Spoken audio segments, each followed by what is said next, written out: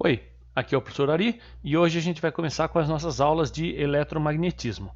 Só que, lógico, para começar com eletromagnetismo, a primeira coisa que a gente vai ver é o campo magnético. Para entender o campo magnético, a gente tem que entender um pouquinho dos ímãs, certo? O que são os ímãs? Na realidade, o ímã é uma substância especial, certo? Que ela é produzida a partir dessa pedra que vocês estão vendo aqui do lado, ó. Essa pedra aqui que é a magnetita, né? Magnetita é óxido de ferro, Fe3O2, certo? Que é encontrada na natureza. E a partir dessa pedra, percebeu-se que ela tinha capacidade de atrair metais, certo? Bom, como que a gente vai imaginar um ímã? Geralmente a gente coloca que o polo norte do ímã a gente pinta da cor vermelha. 99% das vezes, lógico, não é uma regra, mas geralmente a gente pinta o polo norte sempre de vermelho, certo? E aí, esse ímã que tem uma sequência especial onde as cargas estão organizadas, bem ordenadas sempre, todo o polo norte numa direção, todo o polo sul em outra direção, não é mesmo? Na direção oposta, fazem com que em volta dele surja algo invisível, né? Uma espécie de uma, não vamos dizer uma força, mas uma espécie de um ente físico, né? Uma grandeza física invisível que ocupa um lugar no espaço. E isso daí é o quê? É o campo magnético. Vocês podem ver aqui por esse ímã do meio, que você tem o ímã aqui, e em volta dele o pó de ferro sendo atraído e ficando ouriçado. Se ele está ouriçado é porque ele está sendo atraído pelo ímã. E o que está atraindo é esse campo magnético invisível que está aí. Tá certo? Bom, existe o princípio da inseparabilidade dos polos magnéticos. Vocês estão vendo aqui, né? Você tem um ímã só. Se eu quebrar esse ímã no meio, o que vai acontecer? Vai ficar tudo sul de um lado e tudo norte do outro? Não. A hora que eu quebro ele no meio, ele se reorganiza, se transformando esta metade aqui, que era o polo sul, se transformou em metade sul, metade norte. Essa parte aqui, que era o polo norte, se separou e ficou metade sul, metade norte. Se eu quebrar de novo ocorre a mesma coisa. Eu vou ter novo sul e novo norte, ou seja, é impossível separar os dipolos magnéticos. Por quê? Porque sempre vem de dois em dois, o polo norte e o polo sul. Existem alguns cientistas que tentam encontrar o monopolo magnético, mas até hoje nada foi encontrado, até hoje isso simplesmente é só uma história, né? Por enquanto é uma lenda. Mas o que a gente sabe é que se você dividir no meio, ele vai formar um novo ímã, sempre um ímã menor, onde sempre você vai ter metade positivo e metade negativo. Tá certo? Esse é o princípio da inseparabilidade dos polos magnéticos. Tá certo? Bom, aí como que funciona? Se eu tenho um ímã, ele vai ter linhas de campo. Essas linhas de campo são invisíveis. Aqui nesse desenho eu estou mostrando para vocês essas linhas imaginárias, certo? Como que elas funcionam? Elas funcionam como? Sempre as linhas vão sair do polo norte para o polo sul. Então você pode ver, ó, a linha sai e chega no sul. A linha sai do norte e chega do sul. Sai do norte e chega do sul, certo? Sempre nessa direção, sempre do norte para o sul, jamais o contrário, tá certo? E quanto mais no centro do polo for, mais longínqua vai ser essa linha. Quanto mais no cantinho, mais próxima vai ser a linha, tá? Dá para perceber muito bem isso no desenho, certo? Então, o que a gente tem que saber? Que as linhas de campo sempre vão do norte para o sul, tá certo? E aí, esse campo vai afetar algumas coisas à sua volta, como, por exemplo, uma bússola e alguns metais, tá certo? Bom, esse princípio de alterar, né, a situação de algo que se aproxima de um ímã é chamada de atração e repulsão. Vocês sabem que polos opostos se atraem e polos iguais se repelem. Então, toda vez que eu tiver, que nem na situação B aqui, ó, olha só, eu tenho um sul se aproximando de um norte. Não são polos opostos? Polos opostos se atraem. Então, a força aqui vai ser força de atração. Aqui eu tenho o quê? Ó? Força no polo sul e força no polo sul. Opa, dois polos iguais se repelem, certo? Mesma coisa aqui, ó, norte com norte, repulsão, sul com sul, repulsão, sul com norte, atração, norte com sul, atração também, certo? Agora, e se eu tiver um ímã atraindo um metal? Ah, mas então o ímã atrai qualquer metal? Veja, isso não é verdade. O ímã não consegue atrair qualquer metal. O ímã só atrai o que for ferromagnético. Ferromagnético são metais que conseguem fazer com que as suas partículas lá no interior sejam reorganizadas, ficando ordenadas na mesma direção. Nesse momento, você acaba criando um ímã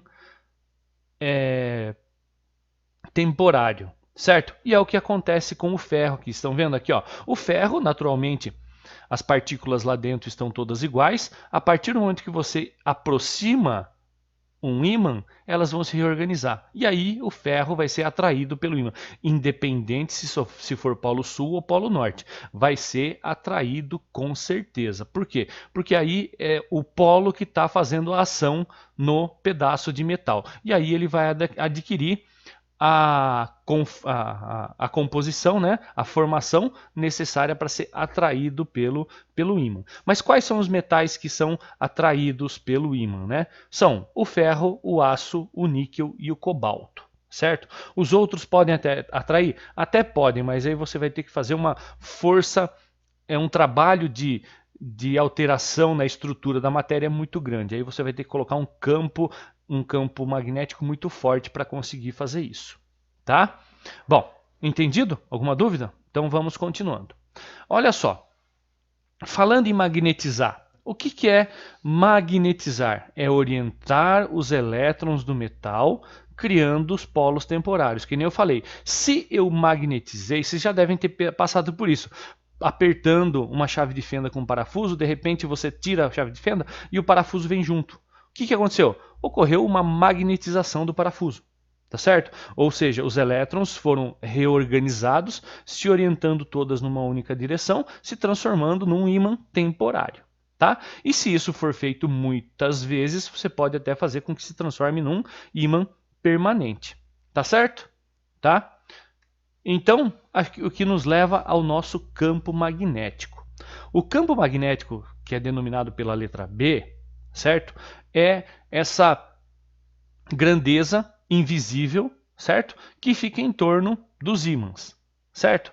Ah, mas espera aí, o que essa imagem da Terra está fazendo aí? Sim, a Terra é um ímã gigantesco. A gente sabe que a Terra tem o campo magnético por causa da movimentação do magma que está lá no núcleo do planeta. Funciona que nem um dínamo, não é mesmo? Aquele líquido girando em alta velocidade acaba criando um campo magnético. Esse campo magnético faz com que todas as bússolas apontem para o norte. Mas por que uma bússola aponta para o norte? Estão vendo a bússola aqui? Está apontando para o norte, certo? Mas por que sempre vai apontar para o norte? Simples. Olha só, mas a gente não viu que o norte não pode atrair o norte? Mas acontece que o nosso norte geográfico, certo? Ele não é o nosso norte magnético. O nosso ímã gigante que é a Terra tem os polos invertidos. Então, aonde é o polo norte, na realidade, é o nosso polo sul magnético. E onde é o nosso polo sul, é na realidade o polo norte magnético, ou seja, é invertido o polo magnético com o polo geográfico. E aí é lógico, se a gente tem o polo sul magnético aqui na ponta, é lógico que a bússola, a parte vermelhinha, né, que sempre o norte da bússola é pintado de vermelhinho, né, vai apontar para o sul, porque o norte é atraído pelo sul, não é mesmo? Certo? Então a gente sabe que a bússola sempre vai apontar para o norte, porque o norte é o nosso sul magnético. E isso tem que ficar muito bem claro, tá certo? Bom, a gente sabe que as linhas de campo sempre se movimentam do norte para o sul. Então aqui a gente está vendo, ó, as linhas saindo de baixo, indo para cima, indo de baixo, indo e saindo lá, chegando lá em cima, indo de baixo, chegando lá em cima. Então esse aqui é o campo magnético do nosso planeta que protege a gente contra a radiação solar. Ele é muito importante, tá? E uma coisa que a gente precisa saber das linhas de campo, certo? É que se a gente tiver uma bússola, ela vai acompanhar sempre essas linhas de campo, se modificando de acordo com a linha onde ela se encontra. Eu vou mostrar isso daqui para vocês melhor num simuladorzinho que eu vou mostrar para vocês agora. Ó. Tá vendo? Ó? Então, presta bem atenção que eu vou abrir esse simuladorzinho, tá certo? Agora vamos dar uma olhadinha nesse simulador aqui, onde eu tenho uma barra magnetizada, ou seja, eu tenho um ímã. Vocês podem perceber que o ímã é nada mais nada menos que uma substância, né, um material aonde todos os seus polos estão na mesma direção. Dá para a gente perceber, ó, olhando aqui dentro, ó, você pode ver que todos os polos estão bonitinhos organizados. Todo o polo norte do lado direito, todo o polo sul do lado esquerdo. Então, o ímã é uma barra imantada, uma barra magnetizada, onde todos os seus elétrons estão organizados na mesma direção, certo? Tá?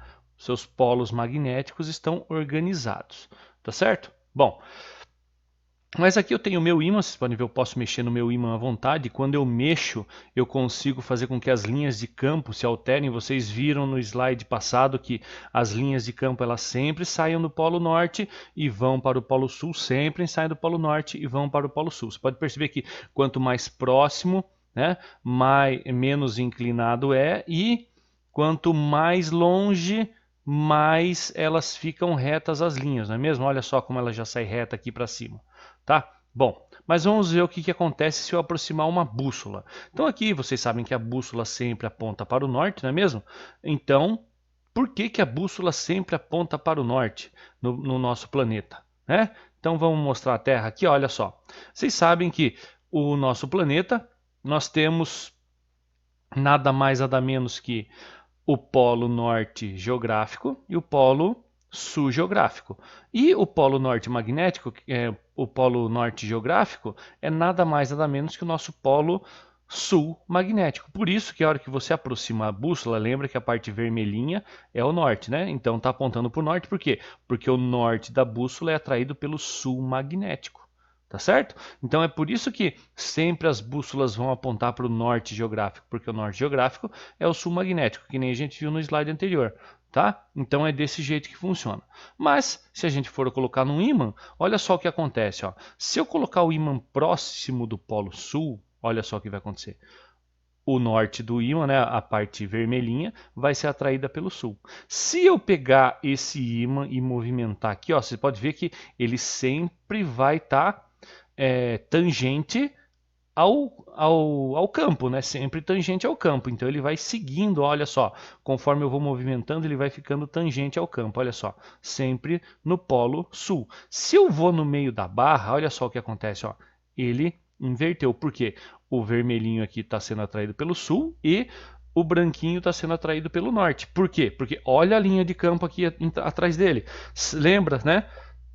Sempre a linha de campo sai do norte e vai para o sul, sai do norte e vai para o sul. Então, se ele sai do norte, você pode ver que a pontinha vermelha está na frente. Então, sempre os opostos se atraem, então a pontinha vermelha vai atrair a pontinha branca, certo? Assim como a pontinha vermelha daqui vai ser atraída pela pontinha branca aqui, certo? Aí eu vou continuando, olha só como ele vai acompanhando as linhas e cheguei aqui, ó, olha a inversão do ímã, da bússola. Por quê? Porque o polo norte do ímã está atraindo a parte branca da bússola, certo? E se eu continuar aqui para cima, vocês vão perceber que vai acontecer a mesma coisa, ó, sempre tangencial. Aqui chegou no ponto onde eu tenho paralelo, né? Praticamente paralelo.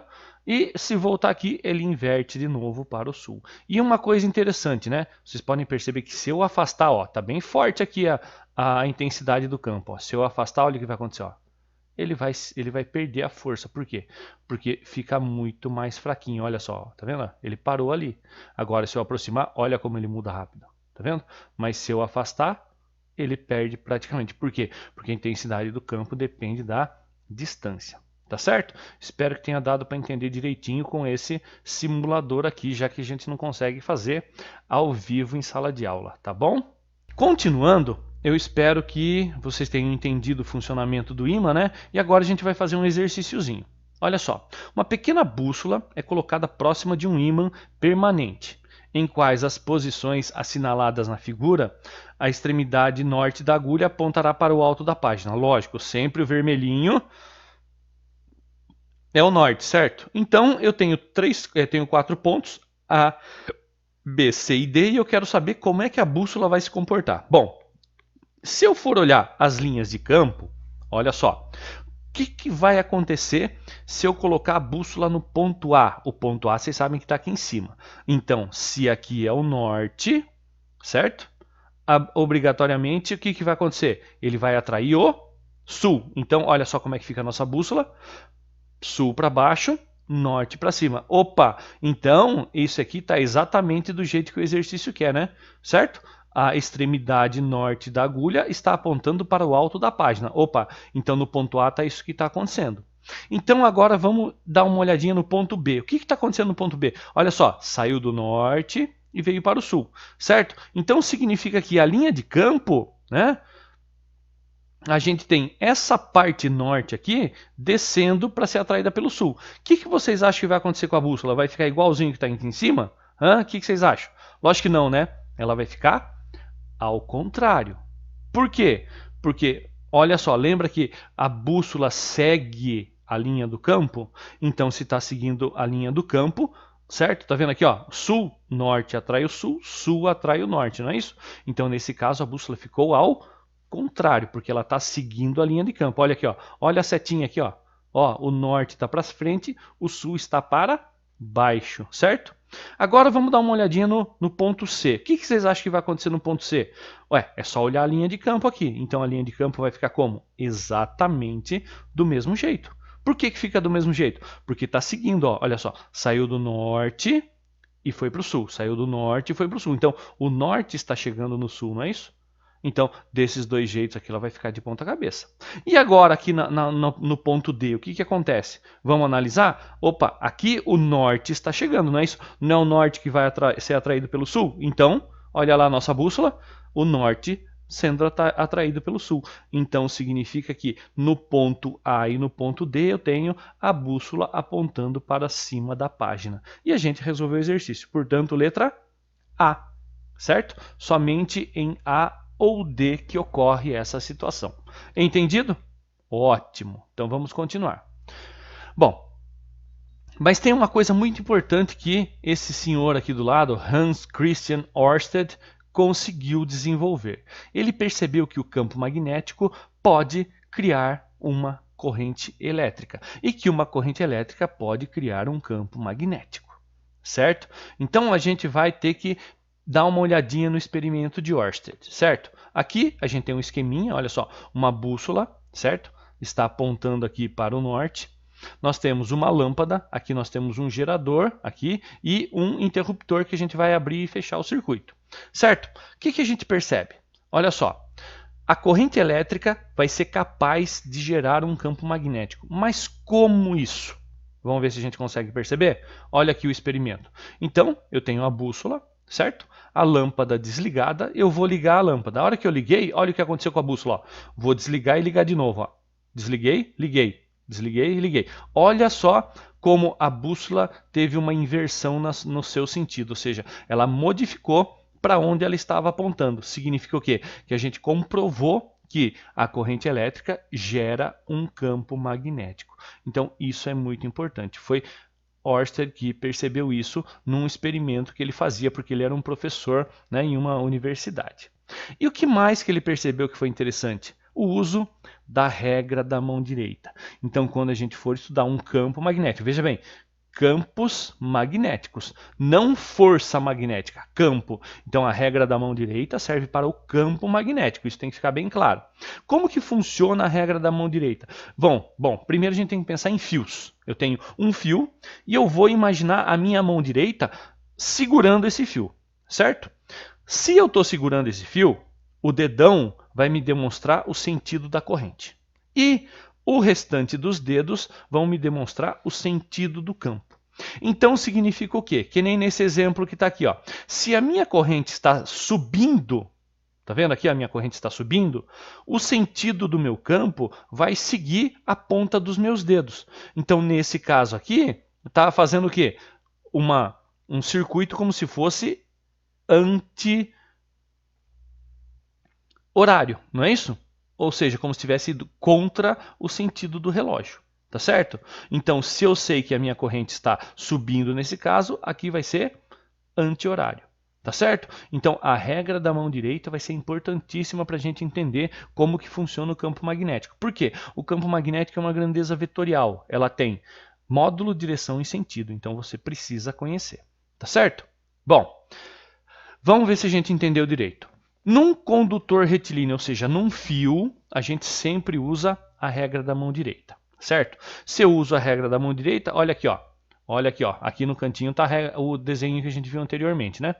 Então, olha só. Eu estou olhando o meu fio, a corrente está subindo. Se a corrente está subindo, o meu campo é anti-horário, não é mesmo?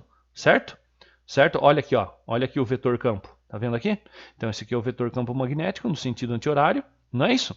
Se eu olhar de cima, a corrente ela está saindo, né? Ela está saindo do plano. É como se eu estivesse imaginando que está saindo da tela que você está vendo esse vídeo, não é isso? E quando está saindo, a gente coloca um pontinho em volta de um círculo. Significa que a grandeza está indo em direção ao observador, ou seja, está saindo do plano de visão.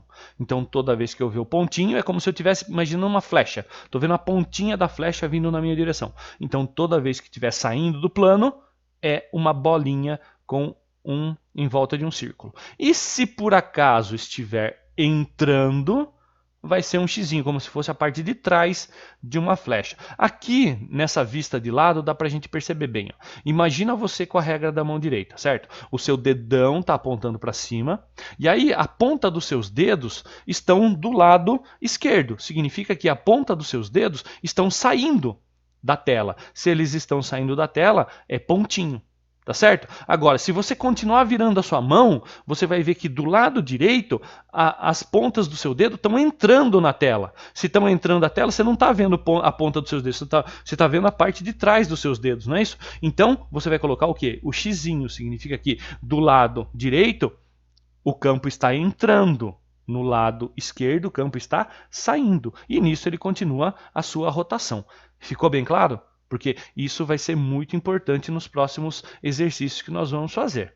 Tá certo? Então, tá saindo? Pontinho. Tá entrando? Xizinho. Tá certo? Bom, aí a gente vai entrar no cálculo do campo magnético. Como é que a gente faz o cálculo do campo magnético? Bom, o cálculo foi dado por essa linda fórmula que está aí do lado, né, que foi determinado por Biot-Savart, né, onde o campo magnético é dado pela letra B, certo? A corrente elétrica I é dada em amperes. A gente tem o π e tem o R, que é o raio ou a distância até do condutor até um certo ponto que a gente queira imaginar. E o que é essa letra aqui? Ó? Esse Mi é uma letra grega que significa permeabilidade magnética. A permeabilidade magnética é o quanto que o lugar que a gente está permite o campo entrar, certo? E a gente vai usar o vácuo porque é mais fácil e ele tem um valor fixo. A permeabilidade do vácuo vale sempre 4 vezes π vezes 10 elevado a menos 7 Tesla vezes metro dividido por corrente. Certo? Então a gente percebeu que a unidade de campo magnético é o Tesla. Tesla em homenagem a Nikola Tesla, que foi um grande estudioso de correntes elétricas, né? Um russo, né, que teve muitos problemas na sua vida e conseguiu, mas mesmo assim ele conseguiu fazer grandes contribuições para a física, tá certo? E agora a gente vai aprender a utilizar esta equação aqui. Lembra? Ó, B é o campo, Mi é a permeabilidade magnética do vácuo, que a gente vai usar sempre 4 π vezes 10 a menos 7. Corrente elétrica, a gente sabe o que é, 2π, a gente já sabe o que é, e o R é a distância do ponto até o condutor, o ponto que a gente quer até o fio condutor. Tá certo? Vamos lá então? Exemplo 1. Um condutor reto e extenso no vácuo é percorrido por uma corrente de 5 amperes.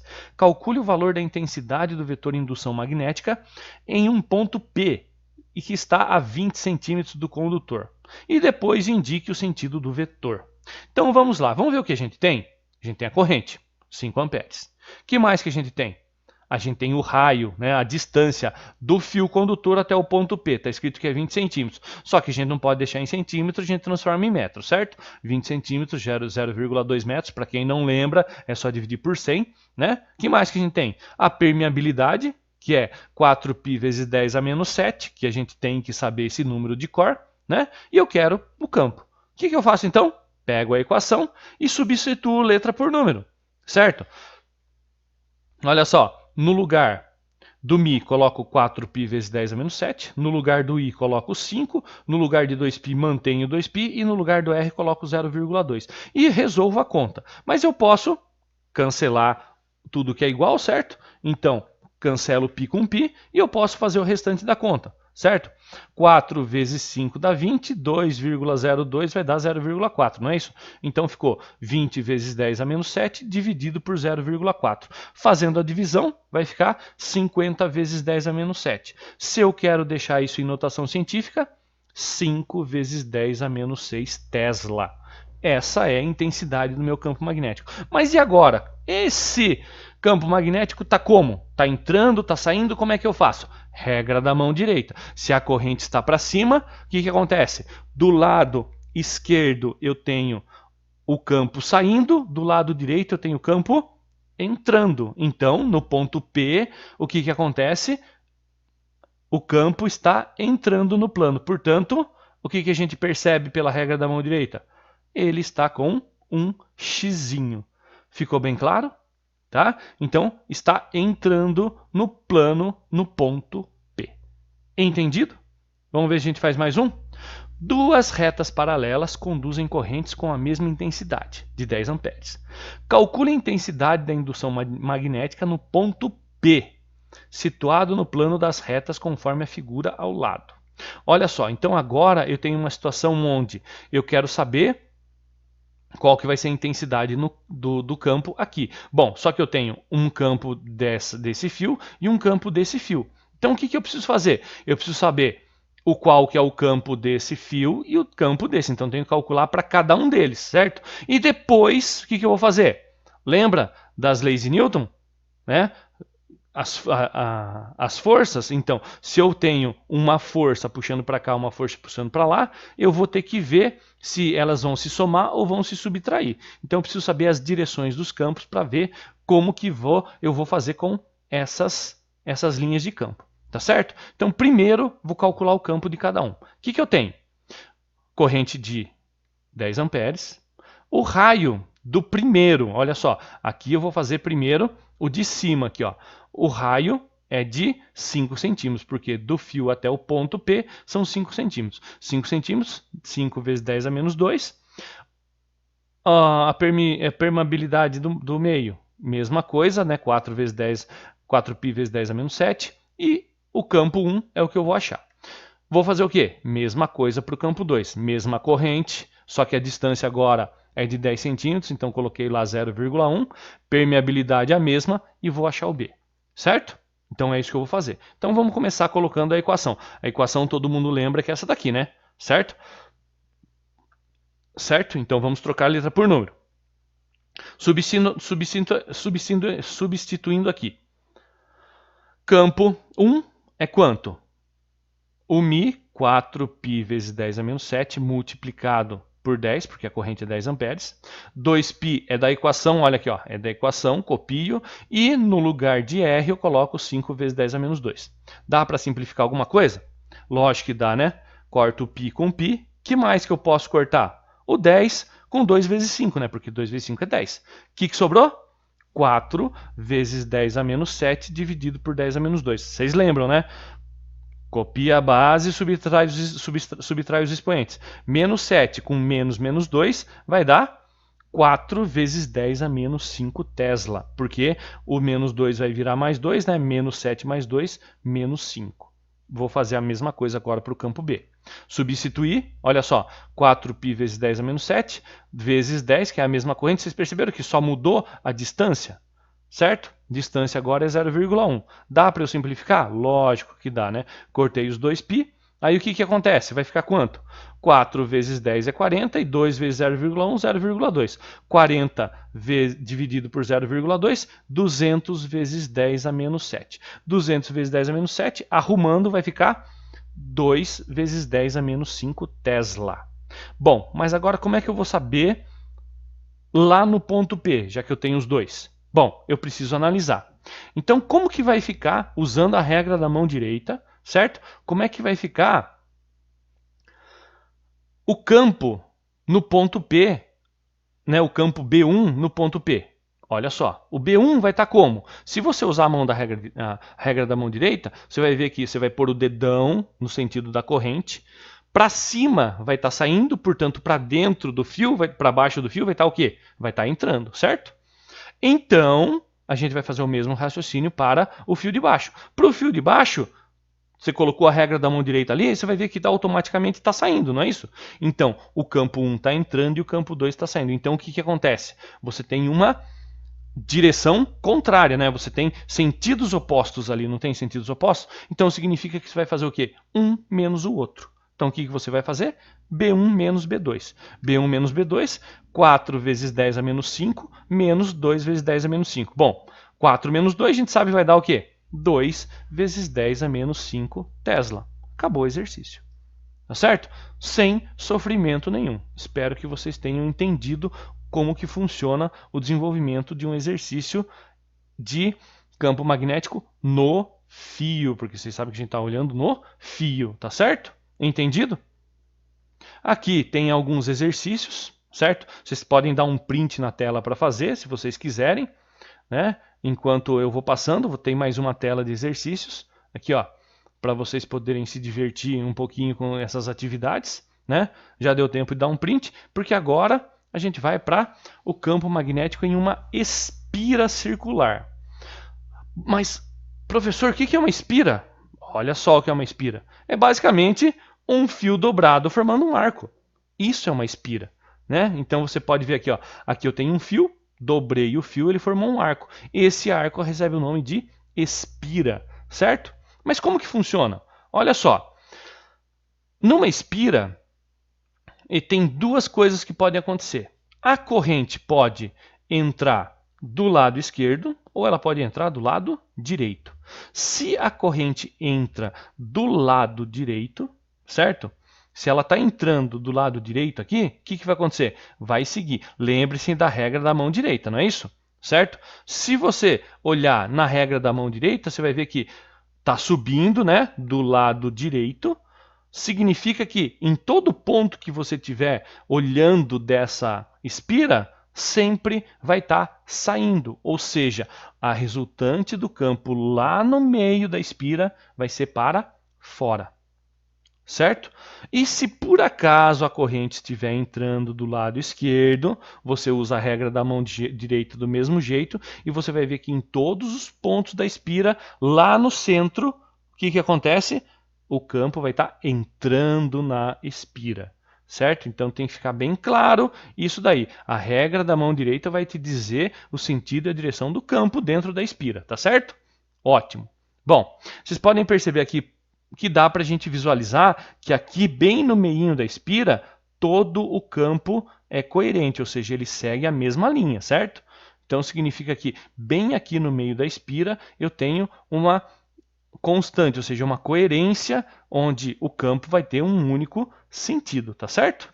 Bom, como é que eu calculo o campo? O campo de uma espira é calculado por campo magnético igual a μ, que a gente já sabe o que é, vezes I, que a gente já sabe que é a corrente, vezes dividido por 2 vezes R. Aqui o que aconteceu? Não tem mais o π, gente. Por quê? Porque aqui, se é circular, né, a gente não precisa colocar o π, porque já é uma forma de um arco, não é mesmo? Então o π caiu fora dessa vez. Então ficou um pouquinho mais simples a equação para a gente.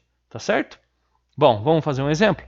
Uma espira circular de 4 centímetros de diâmetro é percorrida por uma corrente de 8 amperes. A permeabilidade é a mesma. Eu quero saber qual que é o vetor dessa espira. Então, o que eu faço? Corrente 8 amperes. Distância. Olha só o que a gente tem que tomar cuidado? Aqui o exercício está passando o diâmetro, não é isso? E aqui, ó, na fórmula, é o raio. Então, isso é uma pegadinha do exercício. Se aqui está me dizendo que é o raio, eu não posso colocar o valor de distância. Então, eu tenho que ficar esperto, né? Não posso colocar o diâmetro, então eu divido por 2, porque metade do diâmetro é o raio. Só que eu não posso deixar 2 centímetros também. Tenho que transformar em metros. Então, ficou 2 vezes 10 a menos 2 metros. O que mais que eu tenho? Permeabilidade, e eu vou achar o campo. O que eu faço? Jogo na fórmula, né? Joguei na fórmula, troco letra por número. Ó, 4π vezes 10 a menos 7, continua a mesma coisa, corrente de 8 amperes, o 2 da fórmula está aqui, e o raio 2 vezes 10 a menos 2. Posso cancelar alguma coisa? O 4 com os 2, né? Com os 2. Tá certo? O que sobrou? 8π vezes 10 a menos 7 dividido por 10 elevado a menos 2. O que eu faço aqui? Vou subtrair os expoentes. Ficou quanto? 8π vezes 10 elevado a menos 5 Tesla. Se alguém quiser resolver o π, é só pegar e fazer o cálculo, né, multiplicando por 3,14, mas não é necessário. Tá certo? Entendido? Mais um. Dada uma espira circular no vácuo com um raio de 4π centímetros, olha só, 4π centímetros, sendo percorrida por uma corrente elétrica de 2 amperes no sentido indicado na figura. Certo? Determine as características do vetor B no centro da espira. Então, o que a gente vai fazer? Primeiro, a gente percebe que está saindo do campo, não é mesmo? Porque se a corrente está entrando do lado direito, todo o campo vai estar saindo do plano. Então, a gente já descobriu que está saindo do plano, não é mesmo? Certo? De acordo com a regra da mão direita. Sempre de acordo com a regra da mão direita. Tá certo? Bom, aí o que a gente tem? A gente já sabe a direção e o sentido, falta descobrir o módulo, não é isso? Então, corrente é 2, o raio 4π centímetros, não posso deixar em centímetros, então 4π vezes 10 a menos 2. Permeabilidade, mesma coisa, 4π vezes 10 a menos 7. Campo, quero achar. Jogo na fórmula, não é isso? Vou trocar a letra por número.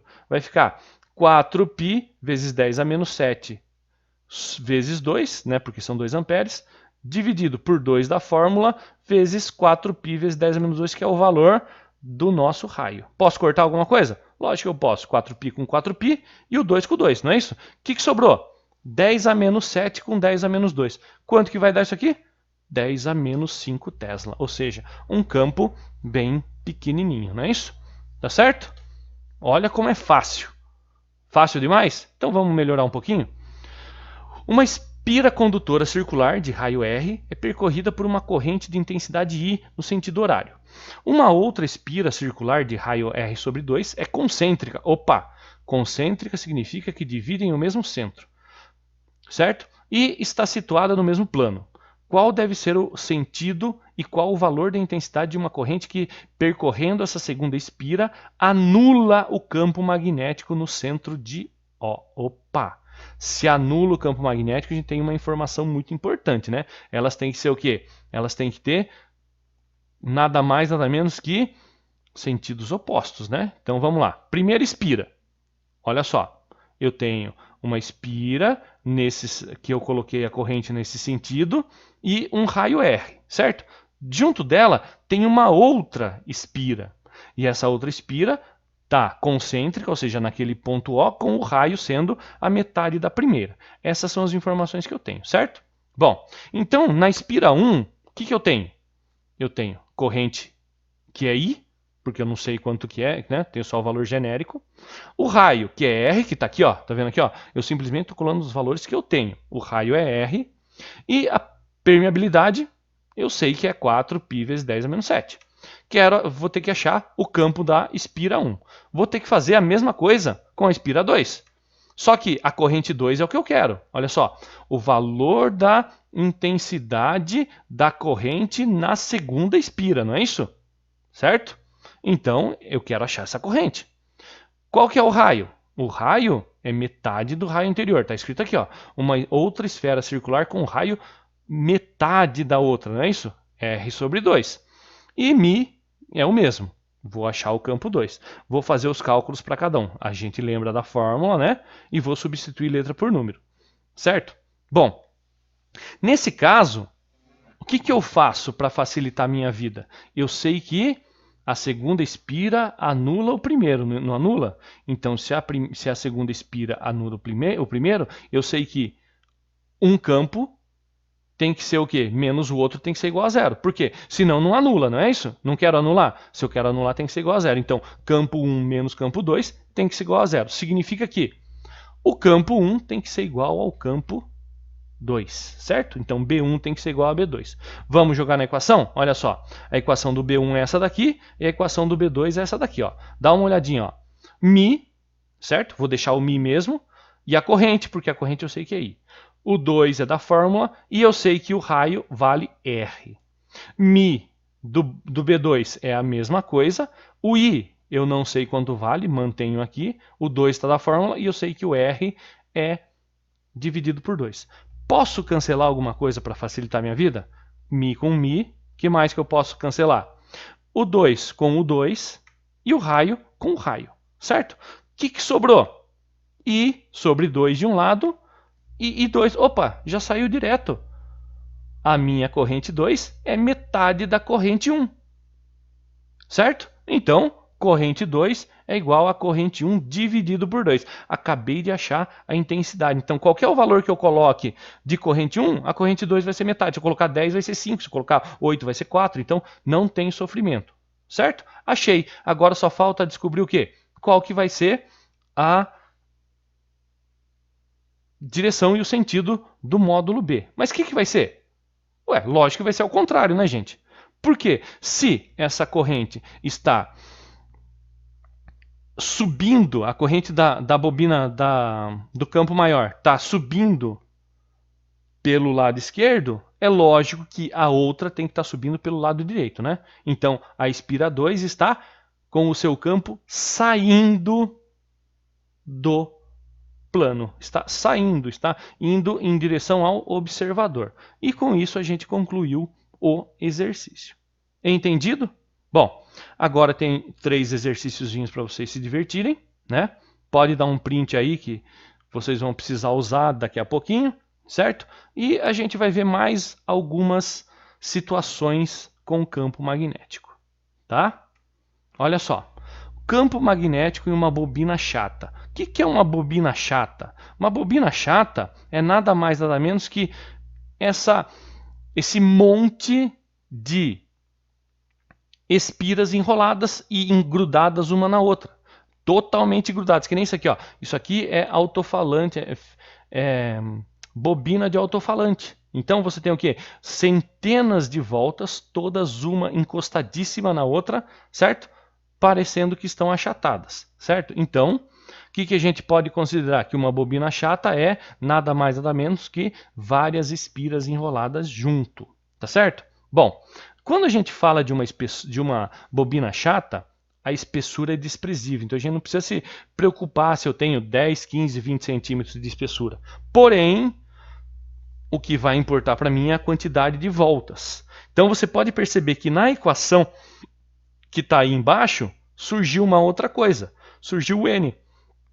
O N é a quantidade de voltas que essa bobina tem. Significa o quê? Que é como se eu tivesse que fazer o cálculo do campo de uma espira várias vezes. Então eu multiplico pela quantidade de espiras que ela tem. Então esse N é a quantidade de voltas, a quantidade de espiras que vai ter. Então vai adicionar uma grandeza na equação. Então o campo magnético de uma bobina chata é dada por permissividade vezes 1 vezes o número de voltas da espira dividido por 2 vezes o raio. Tá? Bem simples assim.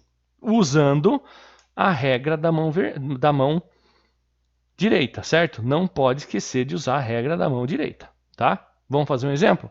Uma bobina chata formada por 50 espiras circulares de raio 0,1, certo? Sabendo que as espiras são percorridas por uma corrente de 3 amperes, qual que é a intensidade do campo magnético?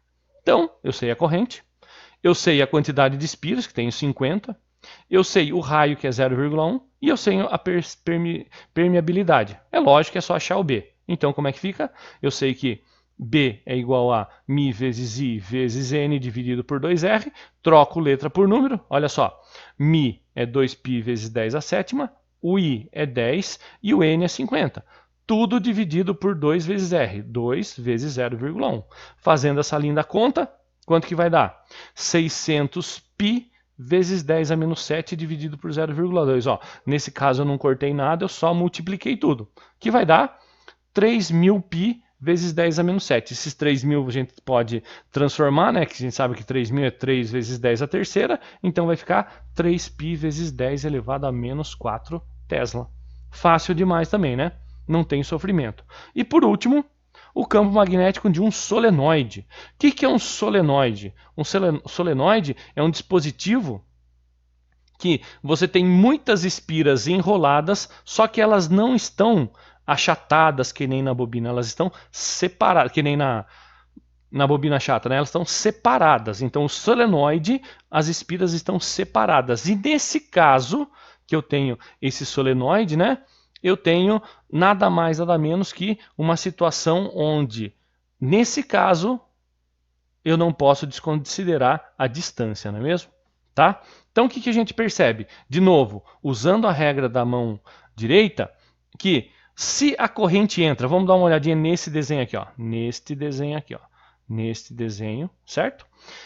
Corrente sobe, então significa que se eu for analisar o fio, contornando o fio, as linhas de campo estão saindo para o lado direito e entrando para o lado esquerdo. Significa que, se estão saindo desse lado, lembra que acontecia? Sempre sai do norte e vai para o sul, sempre vai do norte e vai para o sul. O que a gente percebe? A gente percebe que um solenoide nada mais é do que a formação de um eletroímã, ou seja, é um ímã que pode ser ligado e desligado.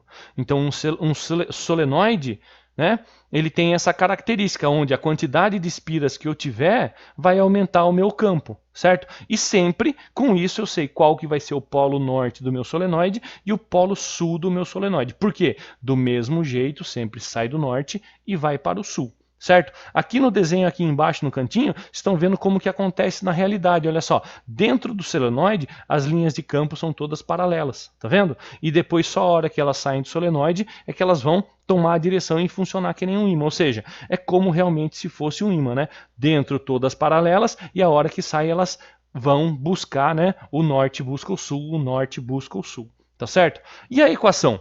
A equação aí agora é um pouco diferente. Por quê?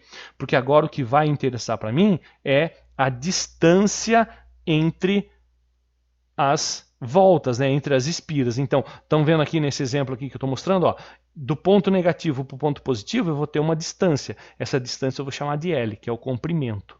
Tá? Então esse L aqui eu vou ter que saber quanto vale para poder descobrir qual que é o meu campo no meu solenoide, certo? Tá? Porque senão eu não consigo achar. O restante é tudo a mesma coisa. Preciso saber as espiras, preciso saber da corrente, preciso saber da permeabilidade e eu preciso do comprimento. Tá certo? Então lembre-se que o L é o comprimento do solenoide e o N é o número de voltas que essa espira vai dar. Tá certo? Vamos fazer um exemplozinho? Um solenoide tem 10.000 espiras. Imerso no ar, possui 4 centímetros de diâmetro e 1 metro de comprimento. Determine a intensidade do vetor campo magnético no interior do solenoide, quando este é percorrido por uma corrente elétrica de intensidade de 0,5 amperes. Vou colocar aqui no ladinho que eu sei. Sei a corrente, 0,5 amperes. Sei a quantidade de espiras, que é 10.000.